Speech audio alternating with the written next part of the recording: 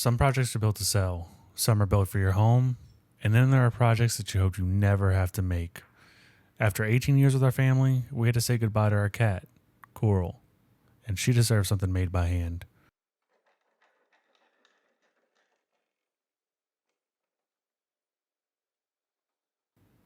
I wanted this piece to be simple, timeless, and built to last. For the body, I had some walnut. It's one of my favorite woods to work with, and I thought it was a perfect choice for a memorial piece. For the lid, I had a beautiful piece of quilted maple laying around that I've been saving for the right project. I'm taking this piece of walnut and running it through the table saw so I can resaw it and have a beautiful piece of book match walnut for this project. For this project, I'm trying something that I haven't done before, which is a grain wrap box. This is actually my first time ever trying it out, and it's a little bit of a head scratcher if you've never done it before. I'll be honest here, I sat down and probably watched about 10 different videos to understand the cutting process of it. The way I understand it, you have to have a set of book match pieces of wood.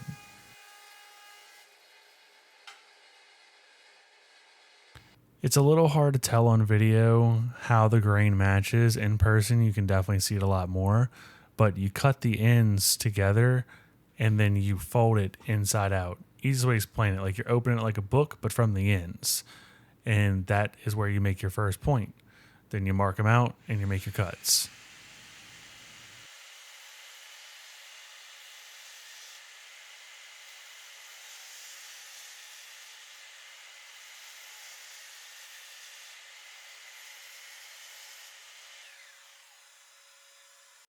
One of these days, I'm actually going to sit down and learn how to do dovetails or spend the time and make a good enough jig so I can do box joints properly.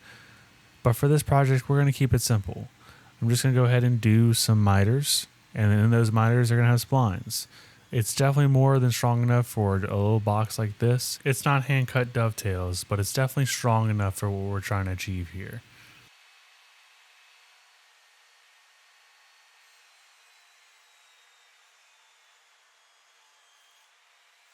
Since this walnut's more on the straight grain side, it's a little hard to see on video, the actual grain wrap, but once it's sanded down, you can see it a lot more.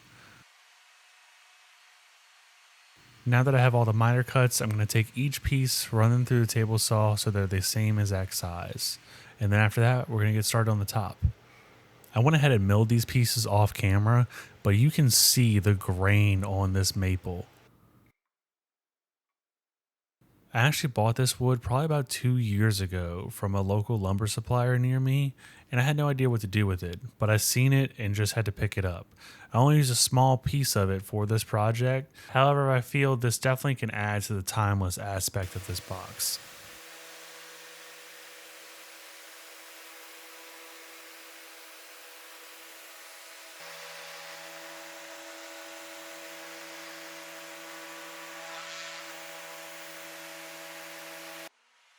I've been doing this whole woodworking thing for about 2 years now, but I still very much consider myself a beginner.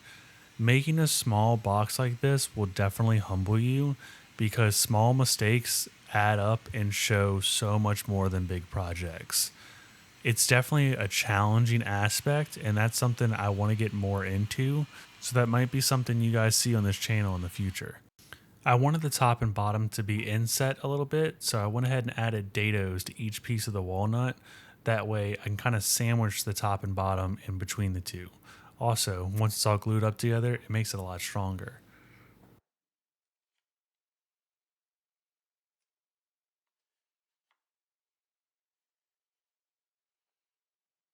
This has to be my favorite part of doing any kind of miter fold box is the actual part of gluing it up. It is so crazy to me how It is so crazy to me on how strong blue tape is and the amount of clamping pressure that you can get from it. But all you do is you line up the ends, masking tape it together, and then you fold it up and then tape the rest together. This is a little bit easier since I have the top and bottom to use as a reference, so I make sure it's all square because I fit it pretty close to exactly, but a little bit of room so it can have some wood movement if it needs it. Since these are such small pieces, there really shouldn't be too much wood movement.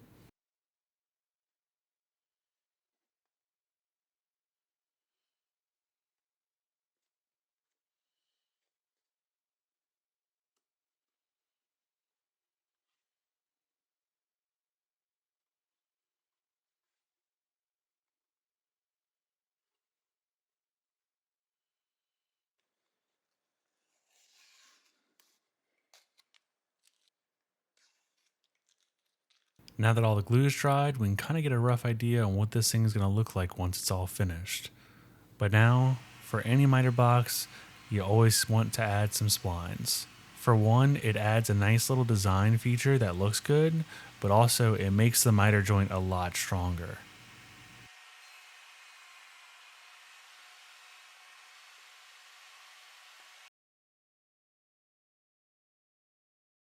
For the splines, I'm using some cutoffs that I had from the quilted maple. That way, you have the top that is maple and the splines that are maple. Just a little bit of a design feature that adds a little spice to a simple box.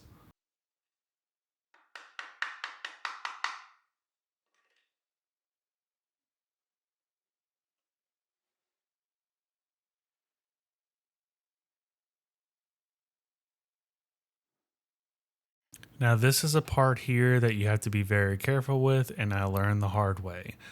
I like to use a pole saw, that way you can cut flush, but you got to be very careful when you're getting to the end because sometimes it'll chip the corner off, which I actually did have happen on this project. You can see it in the end. It's one of those things you can fix. It's a little challenging though if you have to. So just be careful, cut a little outside of your line, and then you can just sand down the rest.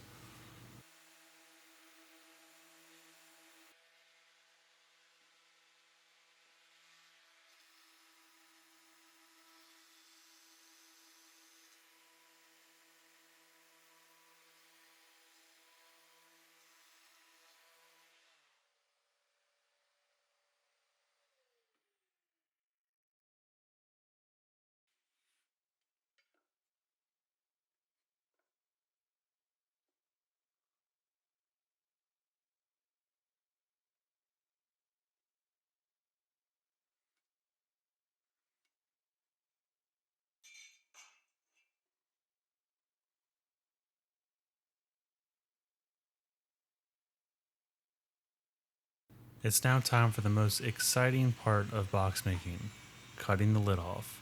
This is something you want to take your time with and go relatively slow. That way you don't have any kind of like movements and leave any kind of room for the saw to walk at all.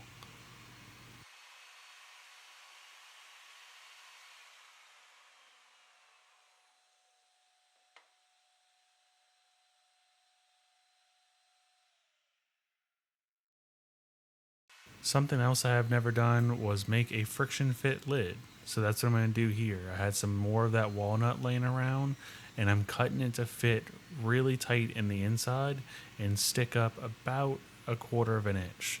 That way the lid can fit perfectly on there. And you can see at the very end here, it's a perfect friction fit.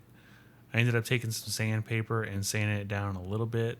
That way it's really easy to open. It came out awesome.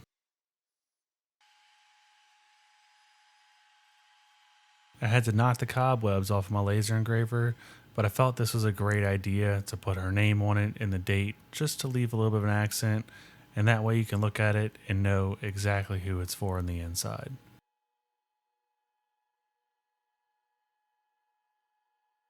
Once the finish went on, the walnut became richer and the quilted maple finally came to life. It's always my favorite part of a woodworking project, but this one felt different. This wasn't just another box. It was built to honor a member of our family. I've built a lot of projects over the years, but none of them has meant as much as this one.